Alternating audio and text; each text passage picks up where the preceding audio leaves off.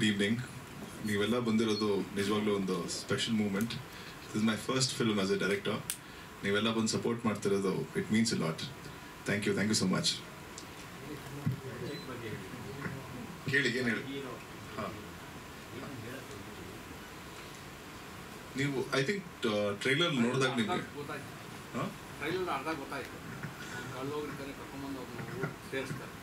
ಹೌದು.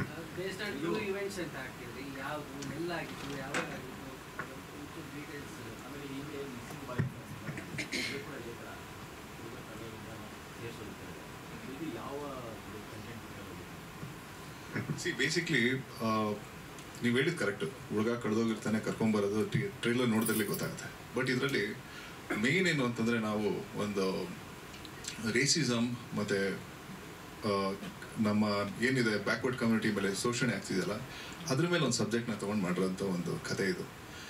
ಇದು 2000 if I'm not wrong 21-22 ಒಂದು ಆರ್ಟಿಕಲ್ ಪಬ್ಲಿಷ್ ಆಗಿತ್ತು ನಾರ್ತ್ ಕರ್ನಾಟಕದ ಲೋಕಲ್ ಪೇಪರಲ್ಲಿ. ಹೀಗೆ ಒಂದು ಹುಡುಗ ದೇವ್ರನ್ನ ಮುಟ್ಟಿದ್ದಕ್ಕೆ ಜನರ ಸೇರಿಕೊಂಡು ಅವನಿಗೆ ಹೊಡೆದಾಕಿರ್ತಾರೆ, ಅವನು ಊರು ಬಿಟ್ಟು ಹೊಡೋಗಿರ್ತಾನೆ.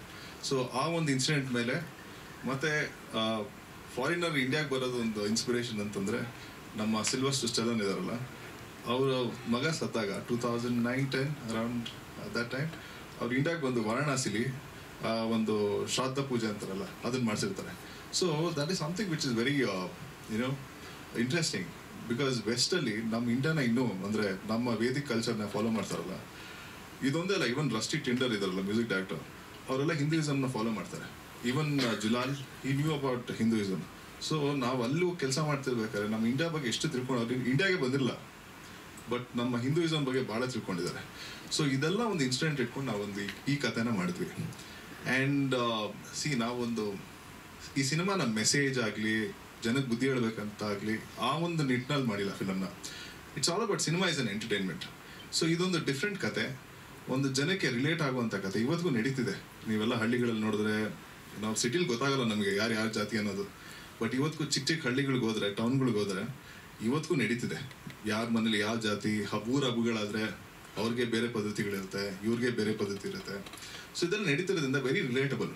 ಈವನ್ ಇದು ವೆಸ್ಟಲ್ಲಿ ತೊಗೊಂಡ್ರೆ ಬ್ಲ್ಯಾಕ್ಸ್ ಆ್ಯಂಡ್ ವೈಟ್ಸ್ ಮಧ್ಯೆ ನಡೀತಾ ಇದೆ. ನೀವು ಮಿಡ್ಲ್ ಈಸ್ಟಲ್ಲಿ ತೊಗೊಂಡ್ರೆ ಶಿಯಾ ಸುನ್ನೀಸ್ ಮುಸ್ಲಿಮ್ಸಲ್ಲೂ ಇದೆ, ಪ್ರತಿಯೊಂದು ಆಫ್ರಿಕನ್ ಕಂಟ್ರೀಸಲ್ಲೂ ಇದೆ. So discrimination I think human nature, ಅದು ಶ್ರೀಮಂತರು ಬಡವರಲ್ಲಿದೆ. ಸೊ ಇದೆಲ್ಲ ನಡೀತಿರೋದ್ರಿಂದ ಅಂದರೆ ದೊಡ್ಡ ದೊಡ್ಡ ಕಮ್ಯುನಿಟಿ, ಸ್ಮಾಲ್ ಮೈನಾರಿಟೀಸ್ ಮೇಲಿದೆ. ಸೊ ಈ ಥರ ಒಂದು ವಿಚ್ ಇಸ್ ವೆರಿ ರಿಲೇಟಬಲ್. ಇವತ್ತಿನ ಸಮಾಜದಲ್ಲಿ ಅದು ನಡೀತಿರೋದ್ರಿಂದ ಈ ಒಂದು ಕಥೆನ ತೊಗೊಂಡ್ವಿ, ವಿಚ್ ಇಸ್ ವೆರಿ ರಿಲೇಟಬಲ್ ಅಂತ. ಮೆಸೇಜ್ ಕೊಡಬೇಕು, ಬುದ್ಧಿ ಹೇಳಬೇಕು ಅನ್ನೋ ಒಂದು ಜನ ನಮ್ಗಿಂತ ಭಾಳ ಬುದ್ಧಿವಂತರಿದ್ದಾರೆ, ಯಾವುದನ್ನು ತೊಗೋಬೇಕು ಬಿಡಬೇಕು ಅನ್ನೋದು. ಇದೊಂದು entertainment. Cinema is an entertainment. ಒಂದು ಕಮರ್ಷಿಯಲ್ ಆ್ಯಂಗಲ್ ತೊಗೊಂಡಿದ್ವಿ. This is not very slow paced, ಒಂದು ಆರ್ಟ್ ಫಿಲಮ್ ಥರ ಅಲ್ಲ, ಪ್ರಾಪರ್ ಕಮರ್ಷಿಯಲ್ ಫಿಲಮ್ ಥರನೇ ಮಾಡಿರುವಂಥ ಫಿಲಮ್ ಇದು.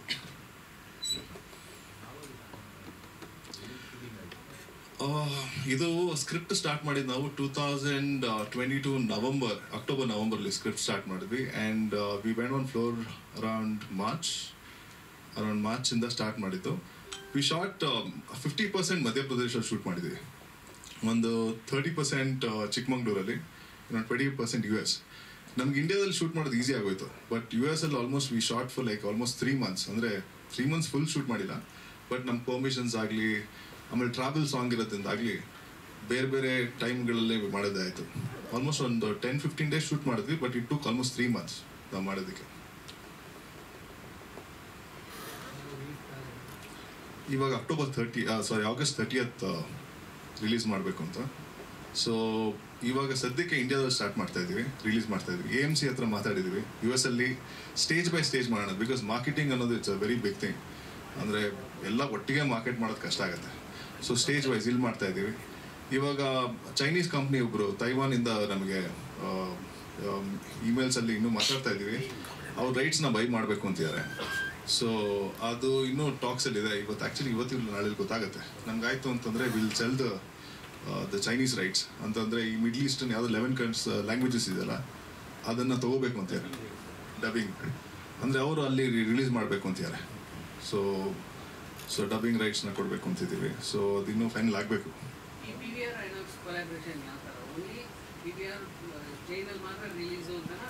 ಇಲ್ಲ, ಪ್ರೀವಿಯರ್ ಇಂಡಿಯಾ ರಿಲೀಸ್ನ ತೊಗೊಂಡಿದ್ದಾರೆ. So all the metropolitan cities.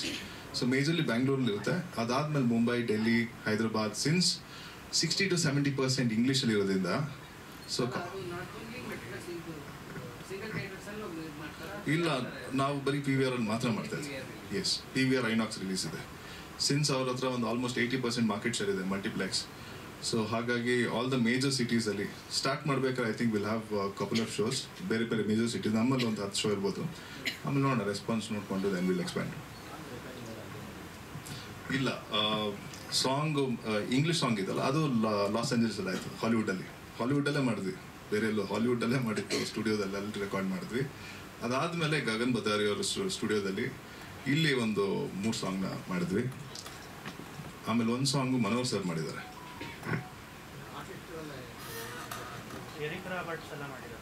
ಹೌದು.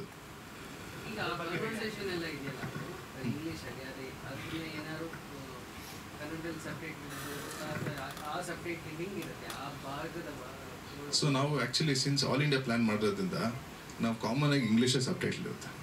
ಆ್ಯಂಡ್ ಐ ಥಿಂಕ್ ನಮಗೇನು ಅನ್ಸುತ್ತೆ ಅಂದರೆ, ಇದು ಮೆಟ್ರೋಪಾಲಿಟನ್ ಸಿಟೀಸಲ್ಲಿ ರಿಲೀಸ್ ಆಗ್ತಿರೋದ್ರಿಂದ English has become a common language, ಒಂದು ನ್ಯೂಟ್ರಲ್ ಲ್ಯಾಂಗ್ವೇಜ್ ಆಗುತ್ತೆ. ಪ್ರತಿಯೊಬ್ಬರಿಗೆ ಐ ಥಿಂಕ್ ಬೇಸಿಕ್ ಅಂತೂ ಅರ್ಥ ಆಗುತ್ತೆ.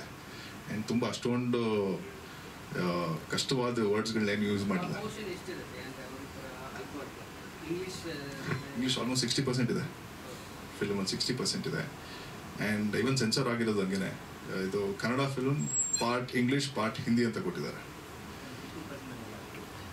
ಎಸ್, ಇಂಗ್ಲೀಷಲ್ಲಿದೆ.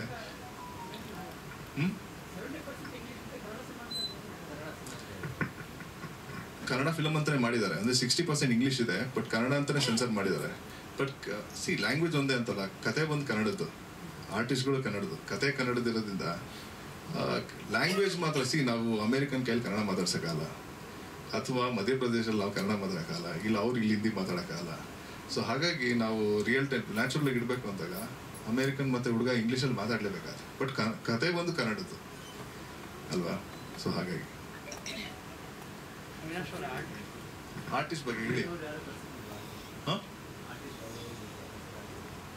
ಇಲ್ಲಿಗ ಕರ್ಸ್ಬೋದಾಗಿತ್ತು, ಬಜೆಟ್ ಜಾಸ್ತಿ ಆಗ್ಬಿಡೋದು ಅದಕ್ಕೆ. ಹಾಗಾಗಿ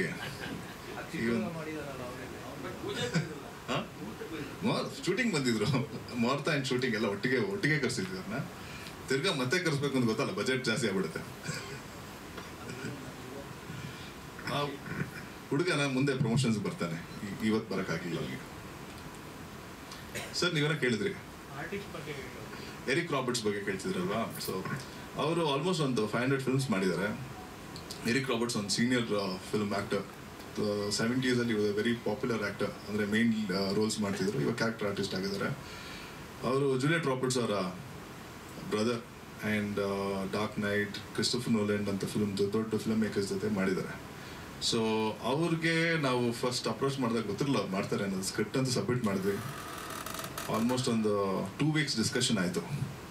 ಆ್ಯಂಡ್ ಸ್ಕ್ರಿಪ್ಟ್ ನಿಜವಾಗ್ಲೂ ಇಷ್ಟ ಆಗಿದ್ದಕ್ಕೆ ಅವ್ರು ಮಾಡಿದ್ರು. ಆ್ಯಂಡ್ ಅವ್ರು ಕೇಳಿದ ಬಜೆಟ್ ನಮ್ಮ ಕನ್ನಡ ಬಜೆಟ್ಗೆ ಆಗ್ತಿರಲಿಲ್ಲ. ಯಾಕೆಂದರೆ ನಾವು ಡಾಲರ್ಸ್ನ ಕಂಪೇರ್ ಮಾಡಿಬಿಟ್ರೆ, ಅಂತ ಕನ್ವರ್ಟ್ ಮಾಡಿದ್ರೆ, ಹಾಗೂ ನಮ್ಮ ಕನ್ನಡದ ಮಾರ್ಕೆಟ್ನ ನೋಡಿದಾಗ it was not viable. But then I spoke to him. I told him, sir, this is the problem. Maybe future ಯಾವಾಗ ಮಾಡೋಣ. I don't think we can afford you ಅಂತಂದೆ. He said, Avinash, you seems to be a nice guy. 2 weeks ಇಂದ ಮಾತಾಡ್ತಿದ್ವಿ. So he said, it's okay, ನನಗೇನೋ ಈ film ಮಾಡಬೇಕು ಅನಿಸ್ತಿದೆ, I'll do it. ನಿಮ್ಮ budget ಏನೋ ನನ್ನೇ ಕೇಳಿದ್ರು. I said, it is very embarrassing to give a number ಅಂತಂದೆ. ಇಟ್ಸ್ ಓಕೆ, ನಿಮ್ಗೇನು ಖುಷಿನ ಕೊಡಿ ಅಂದ್ಬಿಟ್ಟು ಮಾಡಿದ್ರು. So that was a great thing, being a senior artist. Then during the shooting, I asked him, like, what was one thing that, ಏನಕ್ಕೆ ಮಾಡಿದ್ರಿ ಈ ಸಿನಿಮಾನ ಅಂತ. He said, see, ನಾನು ಇಷ್ಟು ವರ್ಷ ಇಂಡಸ್ಟ್ರಿಗೆ ಕೆಲಸ ಮಾಡಿದ್ದೀನಿ. Now, I want to work with new film makers. You never know ಎಲ್ಲಿಂದ ಕ್ರಿಸ್ಟೋಫರ್ ನೋಲೆಂಡ್ ಅಂತ ಹುಡ್ತಾರೆ ಗೊತ್ತಿಲ್ಲ. ಸೊ ಆಪರ್ಚುನಿಟಿ ಕೊಡ್ಬೇಕು ನಾನು ಯಂಗ್ಸ್ಟರ್ಸ್ಗೆ, ಅದಕ್ಕೆ ಈ ಫಿಲಮ್ ಮಾಡಿದೆ ಅಂತಂದರು. So that was a great thing, being a senior actor. ನಮ್ಮಂಥ ಫಸ್ಟ್ ಟೈಮ್ ಫಿಲ್ಮ್ ಮೇಕರ್ಸ್ಗೆ ನ್ಯೂ ಪ್ರೊಡಕ್ಷನ್ ಹೌಸ್ ನಮ್ಮ ಕೆಲಸ ನೋಡಿದ್ದು ಅಂದರೆ ಶಾರ್ಟ್ ಫಿಲ್ಮ್ಸ್ ನೋಡಿದ್ರು, ಬಟ್ ಏನು ಹೆಸರಿಲ್ಲ, ಏನಿಲ್ಲ, ಬಟ್ ದುಡ್ಗೂ ಇಲ್ಲ, ಮಾಡಿದ್ದಾರೆ ಅಂದರೆ that is something very great of it. ತುಂಬ ಖುಷಿ ಆಗುತ್ತೆ ಕೆಲಸ ಮಾಡೋದಕ್ಕೆ.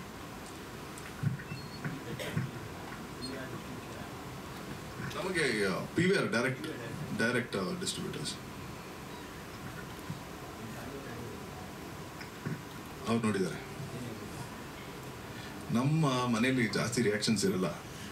ನೀವು ಇವನ್ ಟ್ರೈಲರ್ನ ನಾನು ಕಟ್ ಮಾಡಿ ಫಸ್ಟ್ ಟೈಮ್ ಕಳಿಸಿದಾಗ ವಾಟ್ಸಾಪಲ್ಲಿ ಹೆಂಗಿದೆ ಅಂತ ಕೇಳಿದೆ, ಹಿಂಗೆ ಥಮ್ಸ್ ಅಪ್ ಬಂತು ಅಷ್ಟೇ. ಆ ಕಡೆಯಿಂದ ಥಮ್ಸ್ ಅಪ್ ಬಂತು, ಆವಾಗಲೇ ಅರ್ಥ ಮಾಡ್ಕೊಂಡೆ. ನಮ್ಮ ಮನೇಲಿ ಯಾವುದಕ್ಕೂ ಎಕ್ಸೈಟ್ ಆಗಲ್ಲ ಜಾಸ್ತಿ. ಇಲ್ಲ, ನಮ್ಮಪ್ಪ ಹೇಳಿದ್ರು ಫಸ್ಟ್ ಫಿಲಮ್ ನಾವು ಪ್ರೊಡ್ಯೂಸ್ ಮಾಡಕ್ಕೆ ಹೋಗ್ತೀನಿ ಅಂದಾಗ ಹೇಳಿದ್ರು, ನೀನು ಚಡ್ಡಿನೂ ಉಳಿಯಲ್ಲ ನೋಡ್ಕೊತಾ ಇರೋ ಅಂತ ಅಂತಿದ್ರು. ಬಟ್ ಆದರೂ ಫಿಲಮ್ ಮಾಡಿದ್ರಿ, ದುಡ್ಡು ಬರಲ್ಲ ಅಂತ.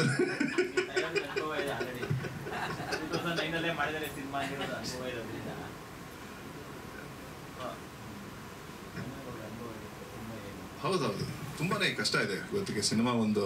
ಅದು ನಾವು ಈ ಥರ ಒಂದು ಕಾನ್ಸೆಪ್ಟ್ ಬೇಸ್ ಸಿನಿಮಾ ಮಾಡೋದು, it is a very risky business. Cinema end of the day it is business. So ನಾವು ಏನೇ ಕ್ರಿಯೇಟಿವ್ ಅಂದರು ಏನೇ ಮಾಡಿದ್ರು we have to at least get back what we have invested at least. But today's market is very tough. Kannada OTT ಅವ್ರು ತೊಗೊತಿಲ್ಲ, ಥಿಯೇಟ್ರಿಗೆ ಜನ ಬರ್ತಿಲ್ಲ, and they are expecting ಎಲ್ಲನೂ OTTಗೆ ಬರುತ್ತೆ ಅಂತ. OTTಲಿ ಅಷ್ಟು ನಿಮ್ಗೆ ಸಿಗಲ್ಲ. So just better then YouTube ಅದಷ್ಟೇ OTT ಅನ್ನೋದು revenue wise. But one good thing with OTT is that you get a reach. As a film maker ನಿಮ್ಮ ಕಥೆನ ಎಲ್ಲರಿಗೂ ಗೊತ್ತಾಗಬೇಕು ಅನ್ನೋದಕ್ಕೆ OTT is a very good thing. ನಿಮ್ಗೆ ಒಳ್ಳೆ ರೀಚ್ ಸಿಗುತ್ತೆ, ವರ್ಲ್ಡ್ ವೈಡ್ ಜನ ನೋಡ್ತಾರೆ. ಬಟ್ ಆಸ್ ಫಾರ್ ಎಸ್ ಏನೋ ಎಕನಾಮಿ ಅಂತ ನಾವು ನೋಡಿದಾಗ, ಇದು I think the main hero itself is the concept.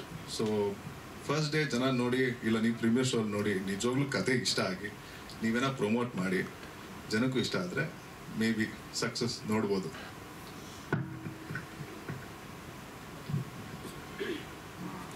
Thank you. ಹಾಗೆ ಈಗ ನಮ್ಮ ಸಂಗೀತ ನಿರ್ದೇಶಕರಾದಂಥ ಗಗನ್ ಅವರು ಮಾತಾಡಬೇಕು. ಸಿನಿಮಾದಲ್ಲಿ 3 ಗೀತೆಗಳನ್ನು ಕಂಪೋಸ್ ಮಾಡಿದ್ದಾರೆ. ಸೊ ಸಿನಿಮಾದಲ್ಲಿ ಒಟ್ಟಿಗೆ 3 ಜನ ಸಂಗೀತ ನಿರ್ದೇಶಕರಿದ್ದಾರೆ. ವಿ ಮನೋಹರ್ ಸರ್ ಅವರು, ಅವಿನಾಶ್ ಅವರು ಹೇಳ್ದಂಗೆ. ಸೊ ಹಾಗೆ ರಸ್ಟಿ ಟಿಂಡರ್ ಅವರು, ಈಗ ಗಗನ್ ಅವರು ಮಾತಾಡ್ತಾರೆ. ಎಲ್ಲರಿಗೂ ನಮಸ್ಕಾರ. ಗಗನ್ ಬಡೇರಿಯಾ ಮಾತಾಡ್ತಾ ಇದ್ದೀನಿ. Thank you so much for all your support for coming today. And thank you Avinash for giving me the opportunity to be a part of this film. It's a very wonderful film that I worked on. ಈ ಸಿನಿಮಾಗೆ ನಾನು 3 song compose ಮಾಡಿದ್ದೀನಿ. So 1 song ಬಂದು ಹಿಂದಿಯಲ್ಲಿದೆ, ಆಮೇಲೆ 2 song ಬಂದು ಕನ್ನಡದಲ್ಲಿದೆ. So total 3 songs ನಾನು ಮಾಡಿದ್ದೀನಿ. ಆಮೇಲೆ ವಿ ಮನೋಹರ್ ಜೋಶಿ ಅವರು ಬ್ಯಾಕ್ಗ್ರೌಂಡ್ ಸ್ಕೋರ್ ಮಾಡಿದ್ದಾರೆ ಈ ಸಿನಿಮಾಗೋಸ್ಕರ. ಆಮೇಲೆ ರಸ್ಟಿ ಟಿಂಡರ್ ಅಂತ country band from Hollywood, they have done the title song of the film. I think ಇದಕ್ಕಿಂತ ಜಾಸ್ತಿ ನನ್ನ ಕಡೆ ಏನು ಹೇಳೋಕ್ಕಿಲ್ಲ. So I think I have already spilled a lot of beans here. Thank you. Thank you Gagan ಅವರೇ. ಹಾಗೂ ಈಗ ನಮ್ಮ ಸಿನಿಮಾದಲ್ಲಿ ಕಾಣಿಸ್ಕೊಂಡಿರುವಂಥ ಸುಂದರ ಚೆಲುವೆ ಅಂಕಿತಾ ಅಮೂರ್ ಅವರು. ಸೊ ಬಹುಮುಖ ಪ್ರತಿಭೆ, ಚೆನ್ನಾಗಿ ಹಾಡಾಡ್ತಾರೆ, ಚೆನ್ನಾಗಿ ಮಾತಾಡ್ತಾರೆ, ಚೆನ್ನಾಗಿ ಕನ್ನಡದಲ್ಲೂ ಕೂಡ ಚೆನ್ನಾಗಿ ನಿರೂಪಣೆಯನ್ನ ಮಾಡ್ತಾರೆ. ಸೊ ಇವಾಗ ಅಂಕಿತಾ ಅವರು ಒಂದು ಹಾಡಿಂದ ಶುರು ಮಾಡ್ತೀರಾ? ನಿಮ್ಮ ವಾಯ್ಸ್ ತುಂಬಾ ಚೆನ್ನಾಗಿದೆ. Why did you sing 2 lines? ಖಂಡಿತ ಹಾಡೋಣ. ಅಲ್ಲ, ಇವತ್ತು ವಿಶ್ವ ಛಾಯಾಗ್ರಾಹಕರ ದಿನ ಆಗಿರೋದ್ರಿಂದ ಬಹುಶಃ ನಿಮ್ಗೆಲ್ಲ ಡೆಡಿಕೇಟ್ ಮಾಡಿ ಹಾಡಬಹುದೇನೋ. ಯಾವ ಹಾಡು ಹಾಡಬೇಕು ಈ ಸಂದರ್ಭಕ್ಕೆ ಅಂತ ಗೊತ್ತಾಗ್ತಿಲ್ಲ. ಮೇ ಬಿ ಕಣ್ಗಳ ಬಗ್ಗೆ ಮಾತಾಡಿದ್ರೆ ನೀವೆಲ್ಲ ಕ್ಯಾಮ್ರಾ ಹಿಂದೆ ನಿಂತು ಕೆಲಸ ಮಾಡುವಂತಹ ಕಣ್ಗಳಾಗಿರೋದ್ರಿಂದ ಸ್ವಲ್ಪ ಪಾಠವ ಆಗ್ಬಿಡುತ್ತೆ. ಅಪ್ಪು ಸರ್ದೆ ಹಾಡ್ತೀನಿ. ನಿನ್ನ ಕಂಗಳ ಬಿಸಿಯ ಹನಿಗಳು 100 ಕಥೆಯ ಹೇಳಿವೆ, ನಿನ್ನ ಪ್ರೇಮದ ನುಡಿಯ ಕೇಳಿ 100 ನೆನಪು ಮೂಡಿದೆ. ತಂದೆಯಾಗಿ ತಾಯಿಯಾಗಿ ಮಮತೆಯಿಂದ ಬೆಳೆಸಿದೆ, ನಿನ್ನ ನಾರನ ಉಸಿರಿನಲ್ಲಿ ನಾರದ ನಿನ್ನ ಏನು ಬೇಡಿನು, ಬಳ್ಳಿಯಂತೆ ಹಬ್ಬಿ ನಿನ್ನ ಆಸರೆಯಲಿ ಬೆಳೆದೆನು. ನನ್ನ ತಾಯಿಯ ಪಾದದಾಣೆ ಬೇರೆ ಏನನು ಅರಿಯೇನೋ, ನೀನೆ ನನ್ನ ದೇವನು. ನಿನ್ನ ಕಂಗಳ ಬಿಸಿಯ ಹನಿಗಳು 100 ಕಥೆಯ ಹೇಳಿವೆ, ನಿನ್ನ ಪ್ರೇಮದ ನುಡಿಯ ಕೇಳಿ 100 ನೆನಪು ಮೂಡಿದೆ, 100 ನೆನಪು ಮೂಡಿದೆ. ಇದು ಬಡವರ ಬಂಧು ಚಿತ್ರ. ಡಾಕ್ಟರ್ ರಾಜ್ಕುಮಾರ್ ಅವರು ತಂದೆ ಮಗನ ಒಂದು ಒಂದು ಸಂಬಂಧದ ಹೌದು. ಅದ್ಭುತ. ಬಹುಶಃ ಕಲಾವಿದರು ಇದನ್ನ ಕ್ಯಾಮ್ರಾಗೆ ಹಾಡು ಅಂತ ಕಾಣಿಸುತ್ತೆ. ನಾನೇನು ನಂಬಿಲ್ಲ, ನಾನು ನಿನ್ನನ್ನೇ ನಂಬಿದ್ದೀನಿ, ನಾನು ನಿನ್ ಮುಂದೆನೇ ಆಕ್ಟ್ ಮಾಡ್ತೀನಿ, ನೀನೇನೇನು ನನ್ನನ್ನು ಕ್ಯಾಪ್ಚರ್ ಮಾಡ್ತೀಯ, ನಾನು ಯಾವ್ಯಾವೆಲ್ಲ ಭಾವನೆಗಳನ್ನ ಕ್ಯಾಪ್ಚರ್ ಮಾಡ್ತೀಯ ಅದನ್ನ ತಗೋ, ಇಷ್ಟೇ ನನ್ನ ಕಡೆಯಿಂದ ಕೊಡೋದಕ್ಕಾಗೋದು.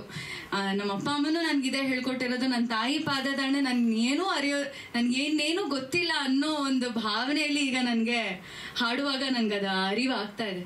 ಸೊ ಇವತ್ತು ಯಾರೆಲ್ಲ ಕ್ಯಾಮ್ರಾಮನ್ ಇದ್ದಾರೆ, ನಿಮ್ಮೆಲ್ರಿಗೂ ಥ್ಯಾಂಕ್ ಯು.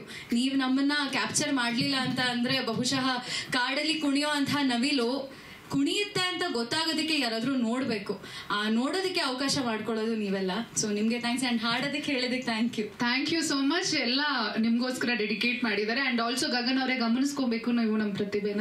ಇಲ್ಲ ಅದಕ್ಕೆ ಅಂದ್ರೆ ಅವರು ರಾಜ್ಕುಮಾರ್ ಸರ್ ನಿಧನರಾದ ನಂತರ ಅಪ್ಪು ಸರ್ ಅವರು ರೆಕಾರ್ಡ್ ಮಾಡಿದ್ರು. ಅವಾಗ ಇದು ತುಂಬಾನೇ ಸೂಪರ್ ಹಿಟ್ ಆಯ್ತು ಈ ಹಾಡು. ಹೌದು ಹೌದು ಹೌದು ಹೌದು. ಈಗ ಸಿನಿಮಾದ ಬಗ್ಗೆ ಹೇಳಬೇಕು ಅಂತ ಹೇಳಿದ್ರೆ, ಈಗ ಸಂಗೀತಕ್ಕೂ ಸಂಬಂಧಕ್ಕೂ ಸಂವಾದ ಬೇಡ ಅಂತ ಹೇಳ್ತಾರೆ. ನೀನು ಒಂದು ಭಾಷೆ ಅವಶ್ಯಕತೆ ಇಲ್ಲದೆ ಭಾವನೆಗಳನ್ನ ಅರ್ಥ ಮಾಡ್ಕೊಳ್ಳೋದಕ್ಕೆ ನಾವು ಹೇಳ್ತೀವಿ, ಇಲ್ಲಪ್ಪ ಮ್ಯೂಸಿಕನ್ನು ಕೇಳಿದ ತಕ್ಷಣ ನಮಗೆ ಏನೋ ಒಂಥರ ಕಣ್ಣಲ್ಲಿ ನೀರು ಬಂದ್ಬಿಡ್ತು ಅಂತ. ಅದ್ರ ಭಾಷೆ ಗೊತ್ತಿರೋದಿಲ್ಲ, ಆ ಭಾಷೆ ಗಾಳಿ ಗಂಧ ಏನೂ ಅರಿವಿರೋದಿಲ್ಲ. ಆದರೂ ನಾವು ಹೇಗೆ ಕನೆಕ್ಟ್ ಆಗ್ತೀವಿ, ಅದೇ ರೀತಿ ಒಂದು ಸಂಬಂಧ ಹುಟ್ಟೋದಕ್ಕೆ ಭಾಷೆಯ ಅವಶ್ಯಕತೆ ಇಲ್ಲ ಅನ್ನೋದು ನಮ್ಮ ಸಿನಿಮಾದಲ್ಲಿ ನಾವು ತೋರಿಸಿದೀವಿ. ಇದರಲ್ಲಿ ಏನಂತ ಹೇಳಿದ್ರೆ 3 ಜಾಗಗಳು ಬರುತ್ತೆ. ಒಂದು ಪಾಶ್ಚಾತ್ಯ ಪ್ರಪಂಚ ಹೇಗಿರುತ್ತೆ ಅನ್ನೋದೊಂದು, ಕರ್ನಾಟಕದಲ್ಲಿ ಜೀವನ ಹೇಗೆ ಮಾಡ್ತಾರೆ ಅನ್ನೋದು ಇನ್ನೊಂದು, ಇದ್ರ ಮಧ್ಯ ಮಹೇಶ್ವರದಲ್ಲಿ ನಡೆಯುವಂತಹ ಕಥೆ. ಈ ಕಥೆ ಒಂದಕ್ಕಿಂತ ಒಂದು ವಿಭಿನ್ನವಾಗಿರುತ್ತೆ, ಪಾತ್ರಗಳು ಕೂಡ ವಿಭಿನ್ನವಾಗಿರುತ್ತೆ. ಮಾತಾಡೋ ಭಾಷೆ ಬೇರೆ ಇರ್ಬೋದು, ಆದ್ರೆ ಭಾವನೆ ಇರೋದು ಒಂದೇ. ಆ ಒಂದು ಭಾವನೆಯನ್ನ ಇಟ್ಕೊಂಡು ಇಡೀ ಸಿನಿಮಾ ಪ್ರಯಾಣ ಮಾಡುತ್ತೆ, ಅಂದ್ರೆ ಜರ್ನಿ ಮಾಡುತ್ತೆ. ನಿಮ್ಮನ್ನು ಕೂಡ ಪ್ರಯಾಣಿಕರನ್ನಾಗಿ ಕೂರಿಸಿ ಅಲ್ಲಿಂದ ಶುರು ಆದಂತಹ ಕತೆ ಎಲ್ಲೆಲ್ಗೆಲ್ಲ ಹೋಗ್ತಿದೆ.